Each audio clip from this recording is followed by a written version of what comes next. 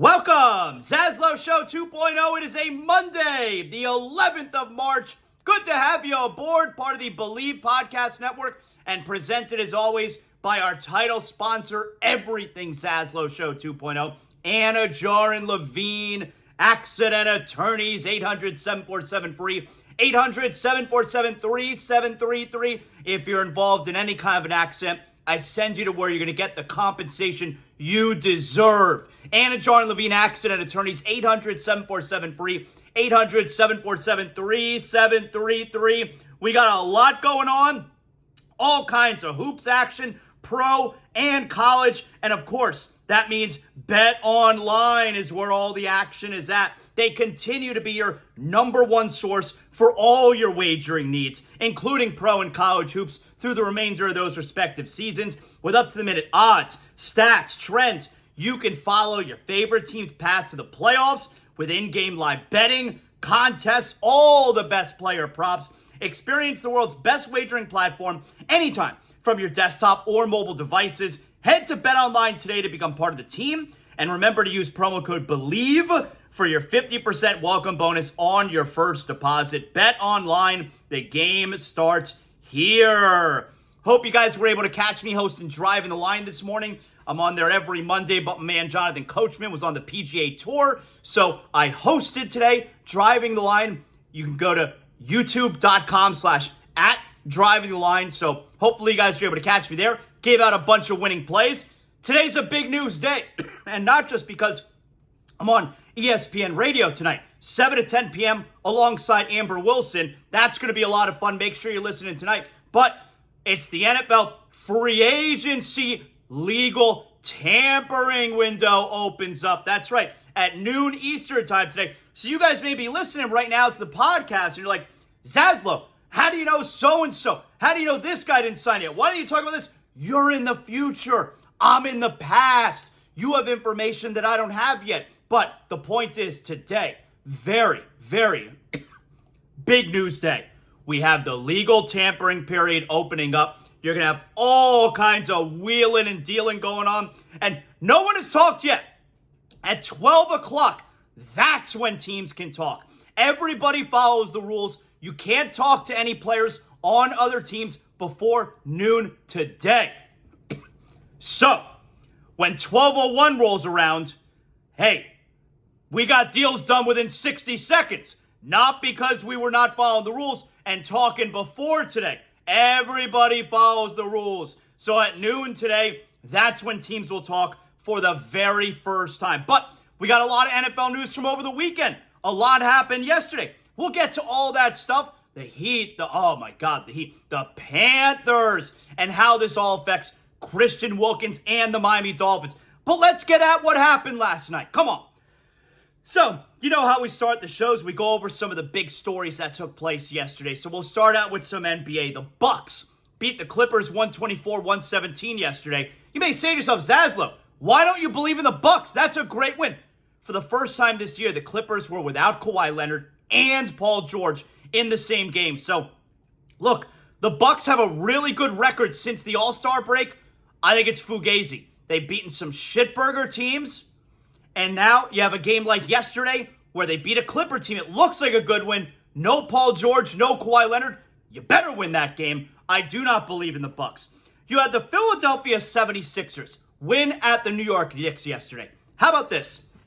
Final score, 79-73. That was the final score. They didn't call the game after the third quarter. The game ended 48 minutes. The score was 79-73. Now, you guys know, I like a low-scoring game every now and then.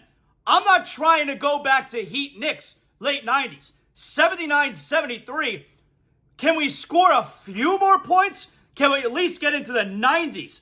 And last night, you had the Lakers beat the Wolves 120-109. Not really sure what to make of the Lakers right now. They've been playing much better since the All-Star break. I do know what to make of the Wolves, and that's without Karl Anthony Towns, they're going to struggle a little bit. Anthony Edwards is not going to be able to do it all by himself every single night. And we know that Rudy Gobert, who we'll get to, that Rudy Gobert is a stiff. I mean, he airballed a dunk the other day. So, Rudy Gobert, let's talk about him for a moment. Rudy Gobert was fined $100,000 yesterday because a couple nights ago, I think it was Friday night, against the Cleveland Cavaliers, late in the game, he picks up a technical foul. The Wolves were up by 1 with under a minute left. He picks up a technical foul because he's a selfish dodo bird. He does the money sign, the on the take sign to the referees. Obvious technical foul. Now remember, Luka Doncic went through this last season where he was doing that a few times, and he got in a lot of trouble as well. Gobert is lucky he was not suspended. If David Stern was still the commissioner of this league, Rudy Gobert is suspended for that bullshit. I can't stand Rudy Gobert. Full transparency. He got fined $100,000. He's lucky that he was not suspended. He was able to dunk in that game. And by the way, all 6 of his fouls, they're all legit. I mean, he's a klutz out there. He's so uncoordinated. Yes, all 6 fouls were legit. Rudy Gobert, I can't stand him. So that's a few things as far as the NBA. Yesterday, CF Montreal came here to Chase Stadium. They beat Inter Miami 3-2. No Lionel Messi, no Sergio Busquets, no Luis Suarez. Now, this past Thursday night, they tied 2-2 with the late goal in extra time against Nashville. The second leg of round of 16 is coming up. I think it's on Wednesday at Chase Stadium here. So even though they didn't tell you until right before the game, you knew those guys, especially Messi, were not going to play in this regular season game. They want to win this CONCACAF Champions Cup. So there are going to be some games where Messi doesn't play. So what did I do? I lowered my tickets. I'm an inaugural season ticket holder for Inter Miami. I lowered my ticket price a little bit. I lowered it a couple days before we knew that Messi wasn't going to play. But look, I'm practically an insider. I knew Messi wasn't going to play. So I lowered my ticket to a price to sell. And somebody scooped up my tickets right away. That poor bastard who paid all that money for my tickets and didn't realize that Messi is likely not going to play. Oh, that poor bastard. I hope you still had fun at the game, even though Inter Miami lost, but you didn't get to see Messi. It all worked out for me. Hey, them's the breaks. Like I told you, I'm practically an insider. Had a hunch Messi wasn't going to play. So Inter Miami, they lose yesterday. But the big story, but outside the NFL, NFL's king, all right? The big story yesterday, women's hoops. Now look, I'm not going to sit here and tell you, I'm not going to be a phony baloney and tell you, I love the women's hoops. I don't love the women's hoops. I watched quite a bit yesterday. I don't think it's really well played. I think at times it's sloppy. I think it's slow. It's obviously really low to the ground. I don't think it's a great game. So I'm not going to be a phony baloney and tell you, ooh, I love the women's basketball. I don't. But what I will say is, what the women's game has that the men don't is they got storylines and they got characters and they got stars. Because what has really crushed the college game, the men's college game, in my opinion, what has really crushed it is any player who's worth anything winds up leaving after a year. You don't get to know these players. You don't get to know the stories behind these teams. You know, when I was growing up in the 90s, all the big players, they stayed for 3 and 4 years. Those Duke teams, those UNLV teams, Michigan, North Carolina, Kentucky. You knew the players year after year. I mean, it was one of the things that helped get Duke on the map in the early 90s was when they finally broke through against that UNLV team. And you got to know Christian Laettner, Bobby Hurley, eventually Grant Hill, Thomas Hill. You're following along with these schools and you know the players. The men's game doesn't have that anymore. It stinks in that regard. In the women's game, it's a lot more beneficial for the girls to stay in school because when you're one of the star players, the NIL money, you're some of these good, Caitlin Clark, Angel Reese, the money you're getting from NIL is likely a lot more than what you would make your first year in the WNBA. So these girls stay in school. I mean, hell, Caitlin Clark just announced that she's foregoing her 5th year. The fact that the presumed number 1 overall pick in the WNBA draft, that it was even a consideration that she would stay for a 5th year is crazy.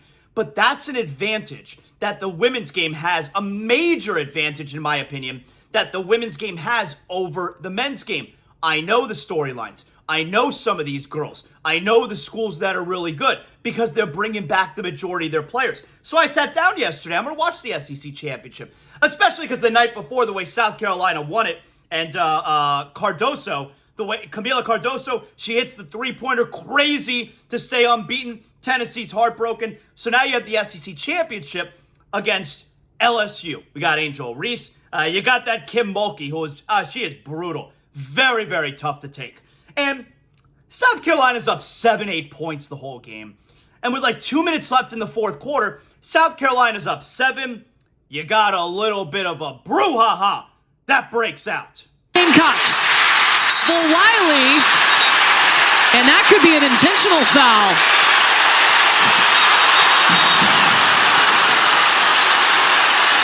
Oh, we don't want this.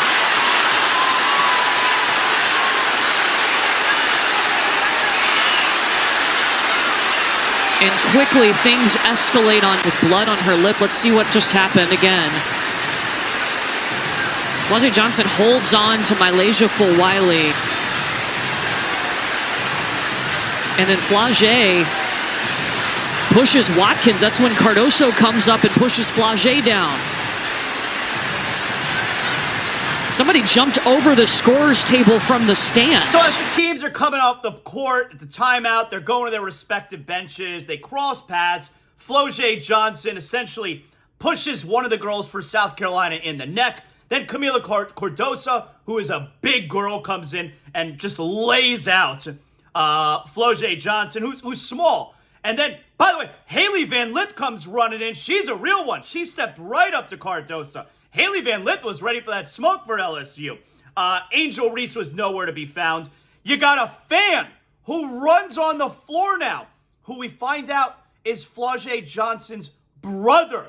It doesn't matter. What world are you living in where you can run onto the floor, whether it's your sister or not? I don't know that he got arrested. I'm pretty sure he got put in cuffs because he got escorted off by the police. I think he got cuffed. I don't know if he got arrested. He should have been arrested. What are you going to do there? Even if it is your little sister, are you going to fight Camila Cardoso? Are you going to fight another girl? Is that what's happening? I mean, can you behave like a civil human being? We're jumping the scores table and running onto the floor like an idiot. And so you got both benches get thrown out of the game. By the way, took like 20 minutes to figure out this scenario. Officiating sucked for that game too. Boy, the college level and the pro level, basketball officiating, it really is at an all-time low. It's so bad. And that crew, it took them like 20 minutes to figure it out. It's not that big a deal. Look at one replay, throw a bunch of people out, let's keep it moving. So they threw out both benches, really weird scene. And they played, the 5 who were on the floor. They finished the game the final 2+ minutes. So South Carolina hangs on. They win 79-72. Undefeated season, SEC Tournament champions. Obviously going to be the number 1 overall seed when it comes to the tournament. Cardoso is going to wind up being suspended for the first game of the tournament. That's not a big deal either. 1 versus 16 matchup in the women's game is ugly. So it doesn't matter that she's going to be suspended. But then the story becomes, because this happened, no one, I was on ESPN Radio Game Night last night. We hardly touched on Caitlin Clark. Hardly. The main story was this brawl and the fallout. So here's Dawn Staley, classy as always head coach for South Carolina. Here's Dawn Staley after the game.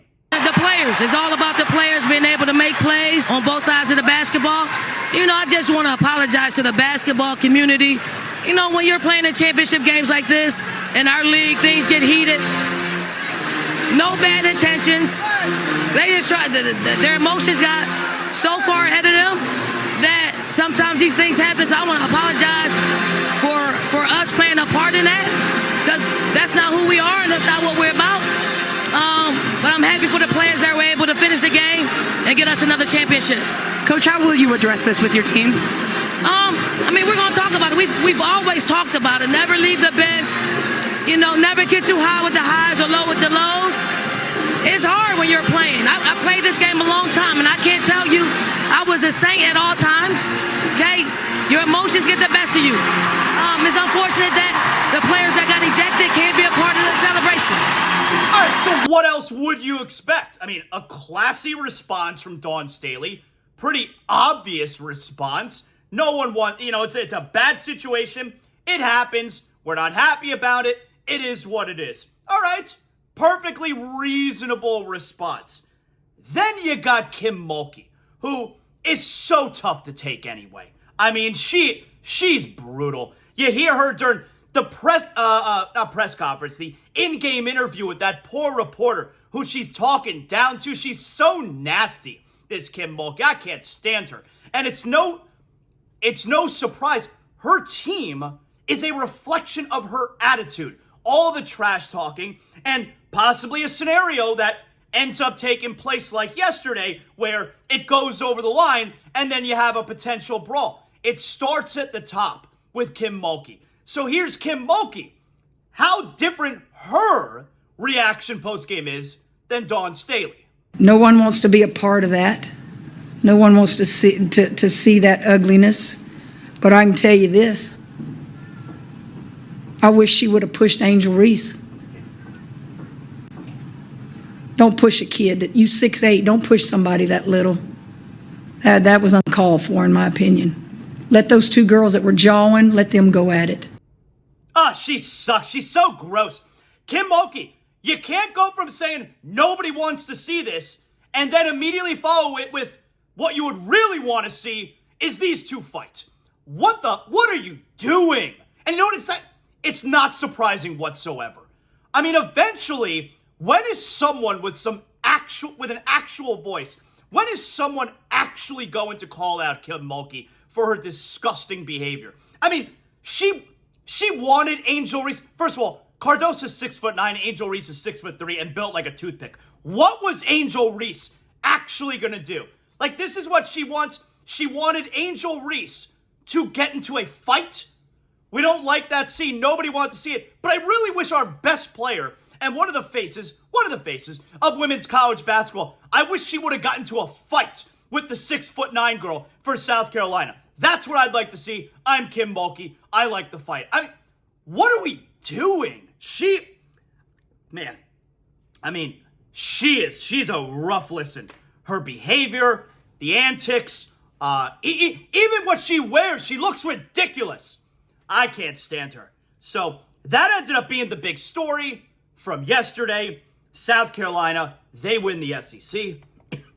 But the big story is it was marred by fighting, brouhaha, scuffle, whatever you want to call it, and ridiculous fans jumping over the scoring table to try and get involved with ladies who are pushing each other around. Such a stupid situation. So that right there is a little bit of what happened yesterday.